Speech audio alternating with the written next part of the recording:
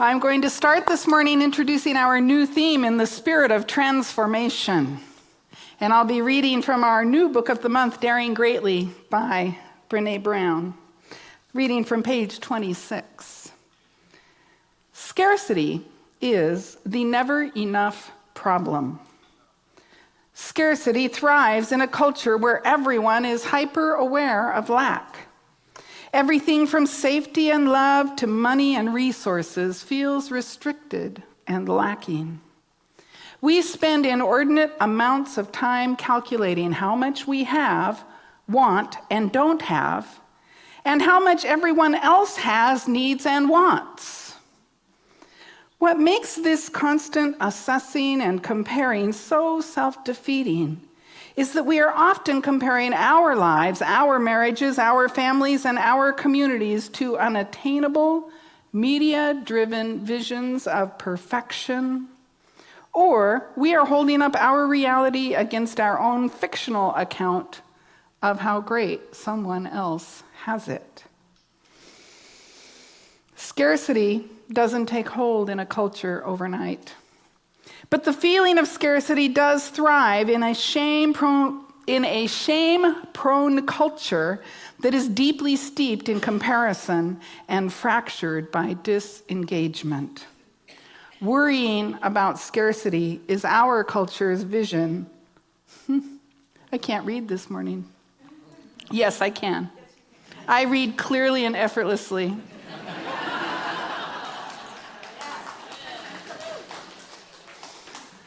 Worrying about scarcity is our culture's version of post-traumatic stress. It happens when we've been through too much, and rather than coming together to heal, which requires vulnerability, we are angry and scared and at each other's throats. It's not just the larger culture that's suffering. I found the same dynamics playing out in family culture, work culture, school culture, and community culture. And they all share the same formula of shame, comparison, and disengagement. Scarcity bubbles up from these conditions and perpetuates them until a critical mass of people start making different choices and reshaping the smaller cultures they belong to. I'll read today's affirmation through once, and then we'll say it together with conviction. I lay aside all fear and step confidently into a deep and abiding peace. I am willing to change, and I trust that God is good and life is for me. I am transformed, and so it is. Please stand and join me with conviction. I lay aside all fear and step confidently into a deep and abiding peace. I am willing to change as I trust that God is good and life is for me. I am transformed, and so it is. We have a lot of reasons we can't, don't we? Anybody? I just can't read this morning. Right? But, isn't that what life is about? It's about catching ourselves in those moments when we realize that we are affirming something that is not the spiritual truth of us. And that's the first time I've done that in months. Okay. Except for the other 3 times this morning and half the day yesterday. Because life is a journey, isn't it? Sometimes I deeply, deeply, deeply wish for the destination to get here. Or for me to get to the destination. Yes? Our new theme is in the spirit of transformation. What does it mean to be transformed? Let's look at the word trans, the root trans, the prefix trans means across, beyond, to cross over, to become. It means to transcend, if you will, to move across or beyond. And form, what is form? The noun means contour, shape, pattern, the form of this piece of paper, the shape of it. But what is the verb form of form? To create, to build, to put together, to shape, to mold. And so what we're talking about this whole month in the spirit of transformation, how do we transform our lives? How do we move beyond the current shape, the current form, and use our creative power to create and form something new? Not that necessarily there's anything wrong with today. Do you understand that? For I know that I have just such a good life. Oh, you guys, my life is so good. I have friends, family, a beautiful place to live, amazing kitty cats, a wonderful spiritual community, all kind of great things going on. And yet, I know that there is a divinity in the universe, a something that is, as I've shared with you before, Ernest Holmes says, is as far beyond us as we are beyond an ant. Am I willing to not let my good life be the enemy of a better life? Am I willing to be transformed even though it's good right now? Am I willing to move beyond the current form, transcend the current form, and move into something even greater and even better? How about you? Are you willing to change the composition, the structure of your life, the outward form of your life, the character of yourself and the character of your life? And here's what you need to know about that. It's an inside job. Have you ever done this? Oh, I'm going to get a new relationship, then I'll be happy. Or I'm going to move out of this crummy apartment, house, room, whatever, into a new situation, then I'll be happy. Yes? It's like we're addicted to this idea that the outward form somehow is the source of our good, somehow is the source of our happiness. And because it doesn't really work, you see, we get caught up in this idea of scarcity. There is not enough good. There's not enough time. There's not enough money. You know, lately I've been caught up in the idea that there's not enough sleep. That I don't get enough rest. And it's a story. And yeah, you know, I mean, it's a good story. I got lots of outside conditions that might be facilitating my telling that story, but does that mean I have to tell it? Does that mean I have to get attached to it? Does that mean I have to own it as a truth? Heck no, because what happens when we do that is then it becomes the form. It becomes the embodiment. Because creating our experience of life is an inside job.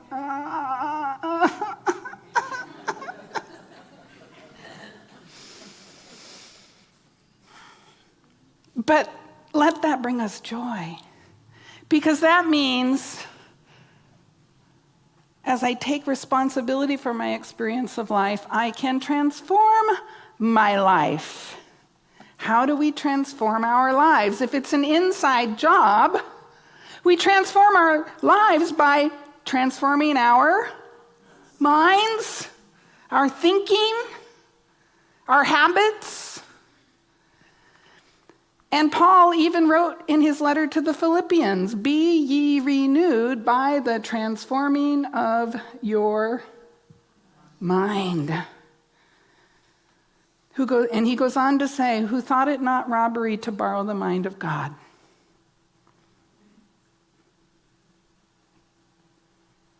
Shall we borrow the mind of God for a moment? Do you think God is thinking, oh, there's never enough rest? I don't get enough rest. Do you think God is thinking, I don't have enough time? Do you think the infinite mind, and I'm not talking about God in the chair, in the clouds. That's not the God we believe in, right? I am talking about that infinite consciousness, that infinite presence. That's something that is as far beyond us as we are beyond the ants. So it's very interesting for us to kind of try to describe it. All we can do is experience it and be in the midst of it. And I'm willing to bet that that infinite mind is not worrying about, is there enough? Is there enough time? Is there enough love? Is there enough safety? No.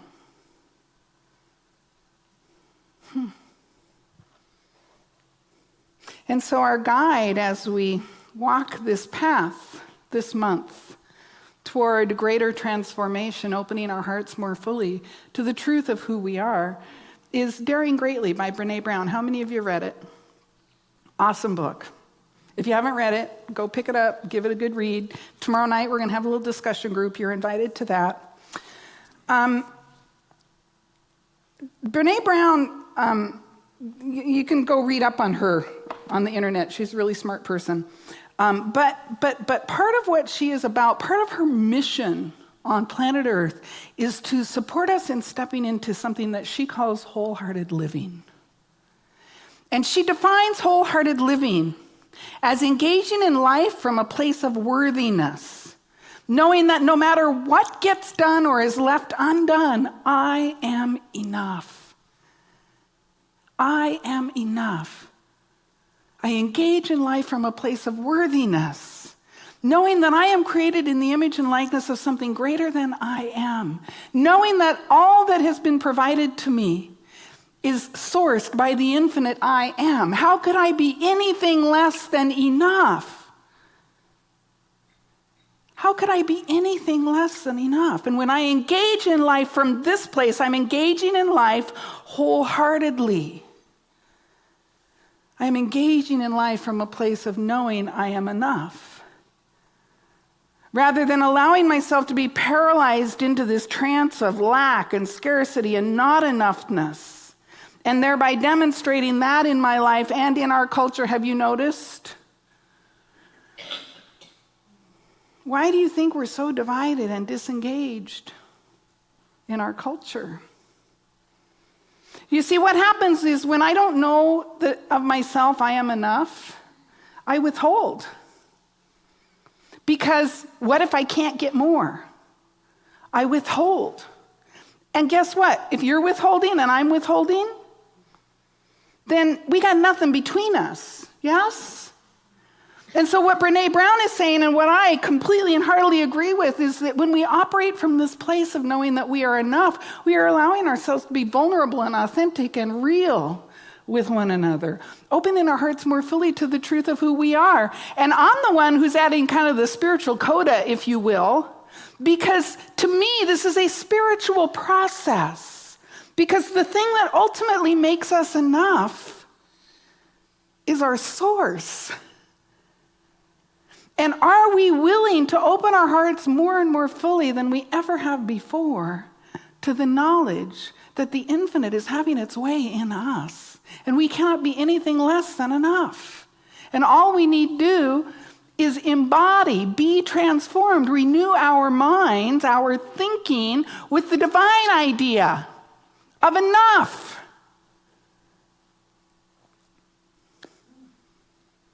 And if we can do that, I think we're pretty good. She said in the reading, we're broken because we can't be with each other. That's my summation of the reading. We don't know how to be with one another in ways that are authentic and real and vulnerable. And in our withholding, we're creating this kind of post-traumatic experience of life.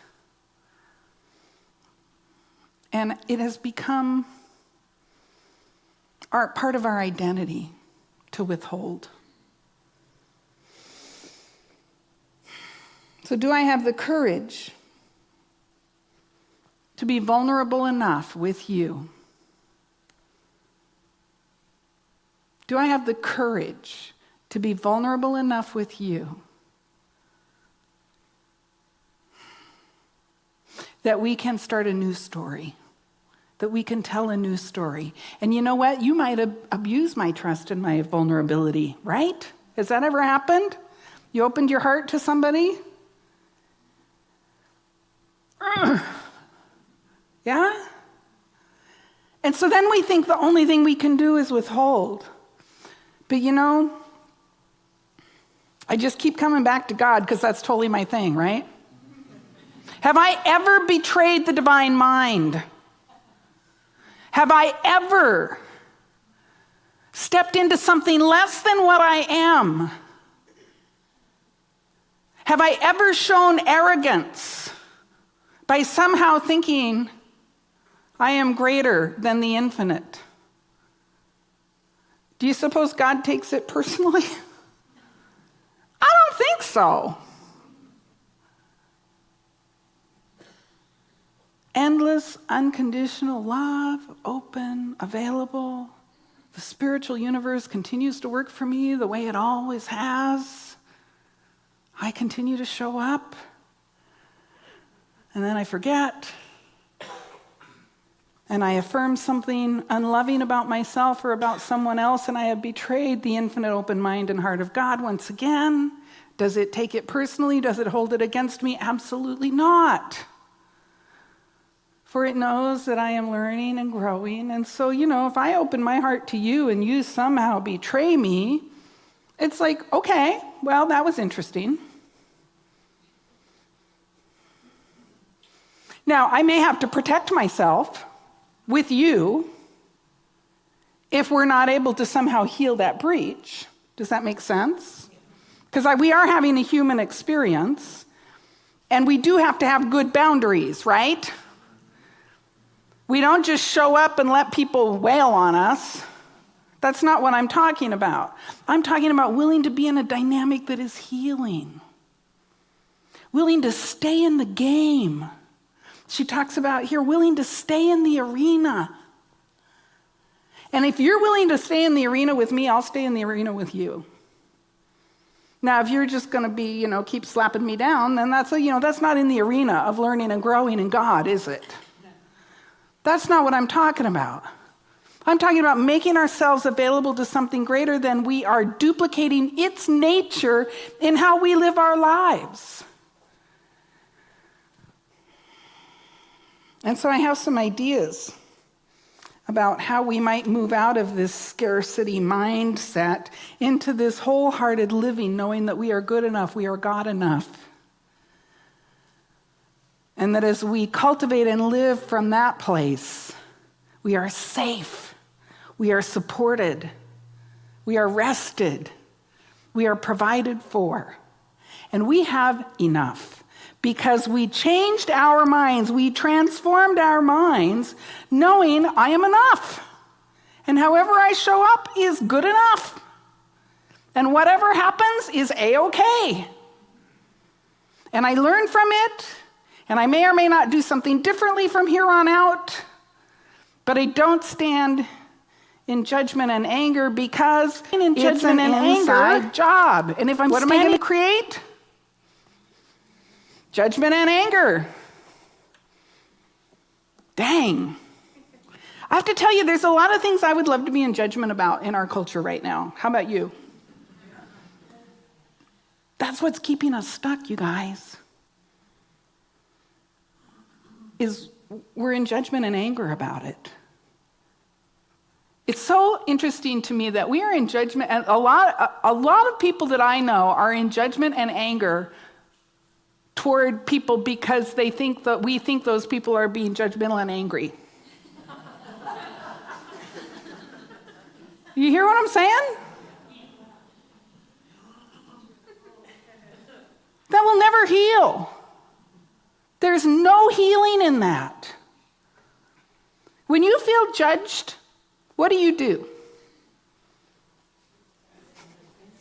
I put up a bigger wall.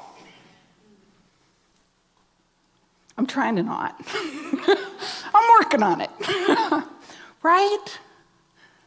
So how do we move beyond this idea of scarcity and not enough and not good enough into a transformation of consciousness?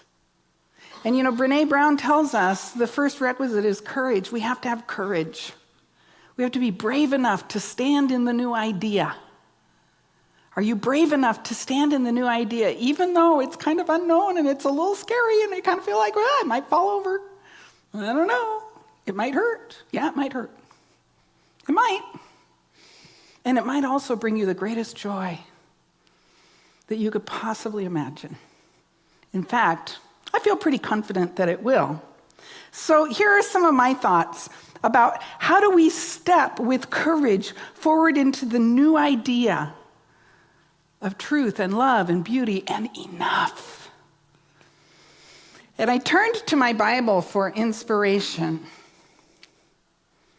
And I found 5 really interesting verses. One, I actually, you will, I'll give up a little secret. When I'm feeling irritated, this is what I'm reciting in my mind. Well, as soon as I remember to recite this in my mind. I don't always remember right the first moment I'm feeling irritated. But I strive to anchor in this verse, be still and know that I am God. It's from Psalm 46. Be still and know that I am God. And you see, what I'm trying to say to myself is be still.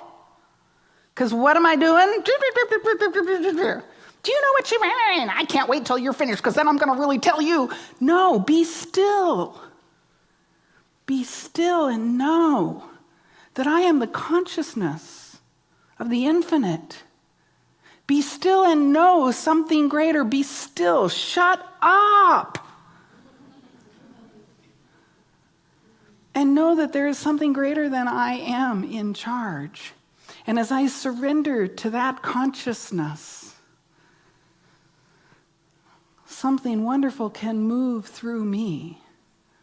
The Hebrew word for still that is used in this psalm actually has the phrase be still. The literal translation is cease struggling. Cease struggling. We have no need to struggle. Just stop struggling, surrender to the infinite idea that something greater than I am is moving through me and as me, and then it can. You see, when I've struggled, I've cut off the flow. I've said I am not enough to allow the infinite mind and heart of God to move as me. And yet, when I can engage with this spiritual truth that something greater than I am is moving me and breathing me and closer than my neck vein and nearer than my hands and feet, then suddenly I am enough. And I have enough for what could be greater. What could provide for me more fully and more perfectly the wisdom and the power and the grace and the light and the life that is required in any situation. Be still and know that I am God. So, I've stopped. I've remembered. And then 15 minutes later, what? Right?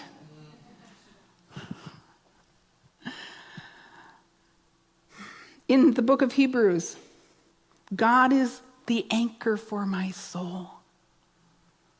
God is the anchor for my soul, firm and secure.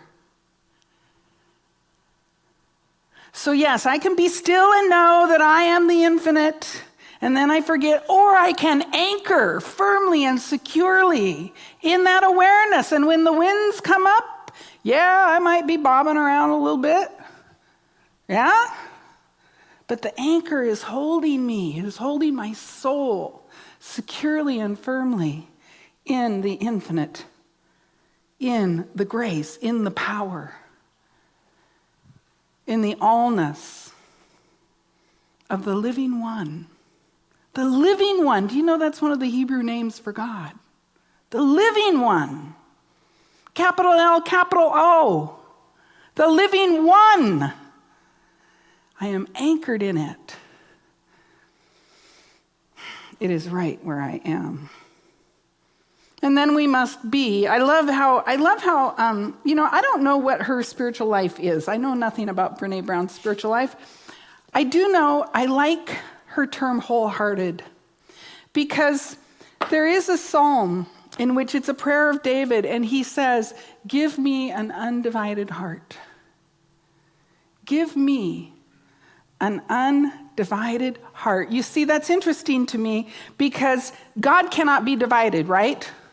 It's the living one. It's a wholeness. By its very nature, it cannot be two. It's infinite.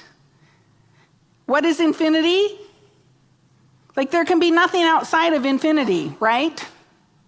So we say it's omniscient, omnipotent, omnipresent. It is infinite. It is the presence. It is the mind that cannot be divided. And David prayed, give me an undivided heart. Give me that heart of God. Give me that heart of wholeness, that heart of oneness. And do you see, if I'm living with that heart of wholeness and that heart of oneness, I'm recognizing your heart and my heart are one heart. For we live and have our being in the very heart of God. And no matter what's happening in my world or what my opinions about you might be, we are one heart. Give me an undivided heart. And so what are we doing here? Be still and know that I am God, anchoring my soul, remembering the infinite oneness. And then we just got to be on fire for God. What? I know, you guys, you got to be on fire for God. I'm sorry. It's kind of funny because, well, if I have time. Well, if I really feel like it. Well. How are we truly transformed? We have to be on fire for the transformation. Well, let me check my schedule, see if I have time to be transformed. Like, really? We have to be on fire for the greater idea. We have to be on fire for the notion that the one life is right where we are. And how do you keep a fire going, you guys? You got to light it, right? You come here, you do something, you go somewhere, you get lit, right? You do your spiritual practice, you get lit. You become on fire for the greater idea. What's the problem with the fire? It burns out if you don't continue to feed the fire. Yes? Yeah, I went to church last month. That was real good. I got on fire for God. Oh, I'm so happy for you. We have to continue to feed it with spiritual renewal. And whether that's coming here or going to some other community, whether it's taking classes, whether it's daily spiritual practice, which that should be on your list, let me just say. I don't have a lot of shoulds, but daily spiritual practice, I'm thinking that is probably a good thing for all of us to have on our list. Whatever it is that sets you on fire for the greater idea, be faithful to it. Engage in spiritual renewal. Go away on retreat. And sometimes it's the little things, the daily, sitting for 10 minutes today. I was hearing somebody in the kitchen this morning talking about how their new meditation practice has awakened so much in their life. And then we continue to put fuel on the fire. Maybe we're going to go away on a meditation retreat. Whatever it might be that keeps us on fire for the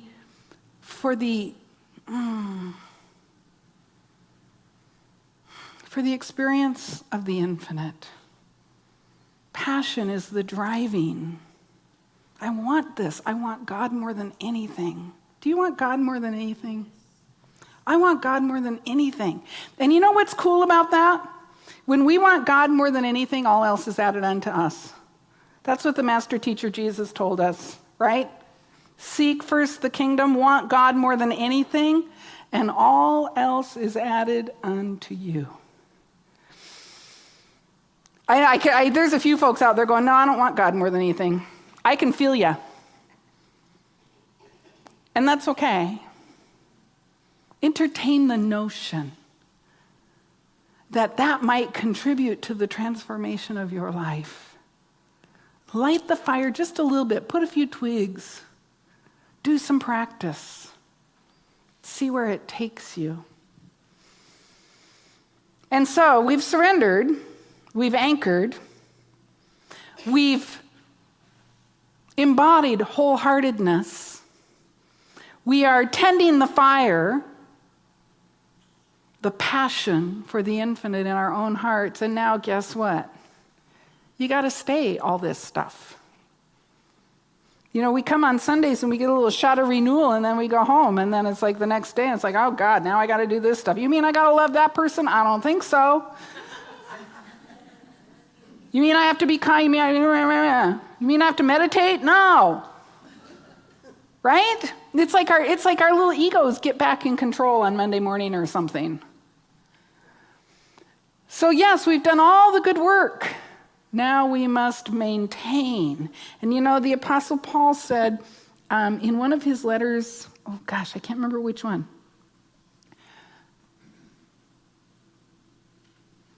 I might have my source wrong on this. It was Jesus who said, remain in me and I will remain in you.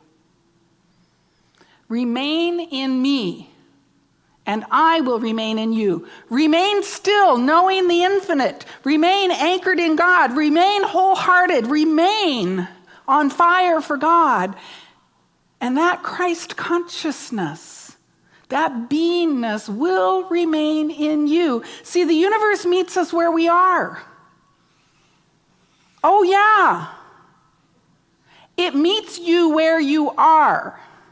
And if you're over here in, oh, poor me, scarcity, lack, not enough land, what is it? Yeah, okay. And it will meet you here.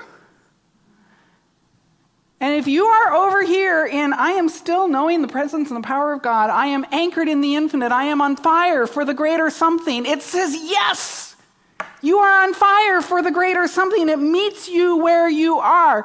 We must be transformed by the renewing of our minds every day, every moment. And that is why I'm sitting here and suddenly I can't read this morning. I needed to renew my mind.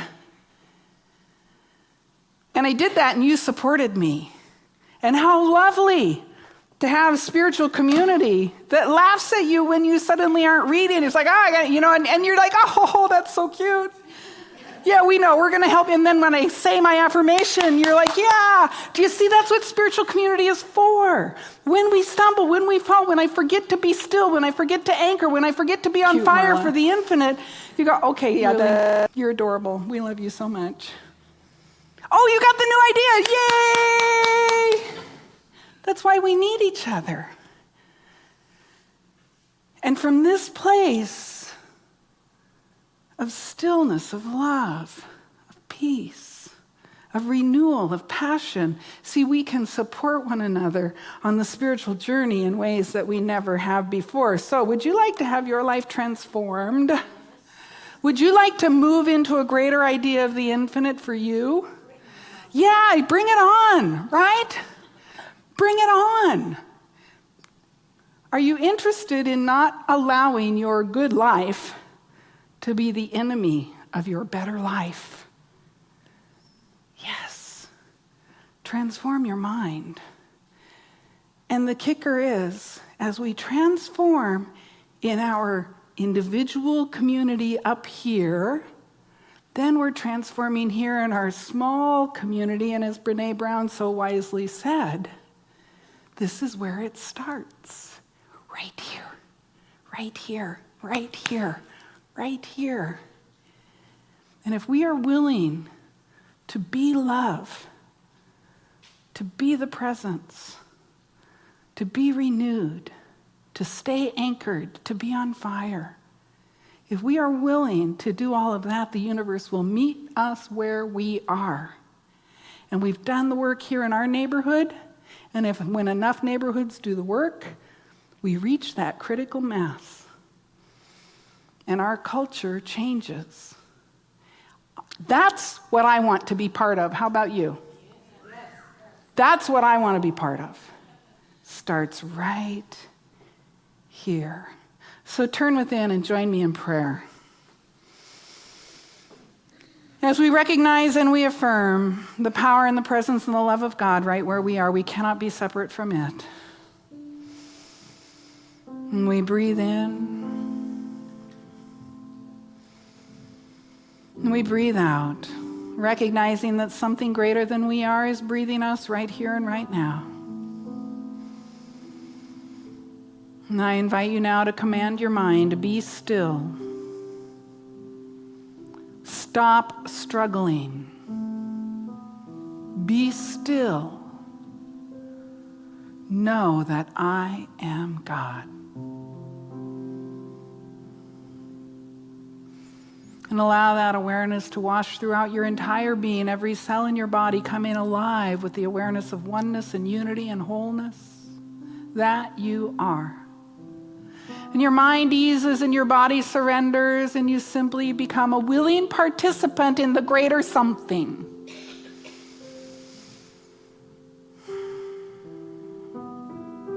And I invite you now to simply drop your anchor in this awareness. Anchor your soul right here and right now in the stillness, in the awareness of the infinite mind and heart of God as you. And you feel that anchor drop, and you know that you are tethered to this infinite something. And that it is holding you close, it is holding you safe as you open your heart more fully than you ever have before. To the very heart of God, knowing that God's heart is your heart right here and right now. Your heart is undivided. The oneness, the wholeness, the allness of the very heart of God is beating in you. And you begin to find yourself on fire for the infinite. You begin to find yourself awakening and saying, yes, I want God more than anything. I want this experience of oneness and unity more than anything. I know the truth of who and whose I am, and I simply say yes to it. And I allow that fire to burn at the core of my being, and I tend it with practice, with spiritual renewal, with connection. I tend the fire of God in me, lovingly and willingly, and I simply remain in this consciousness, effortlessly and easily allowing God to be God as me. And so I close this message with a grateful heart, knowing that we have been transformed, that we have changed the mold, we have changed the character, we have changed the consciousness in which we walk. We are transformed by the renewing of our minds, and all is well. And so it is. Amen.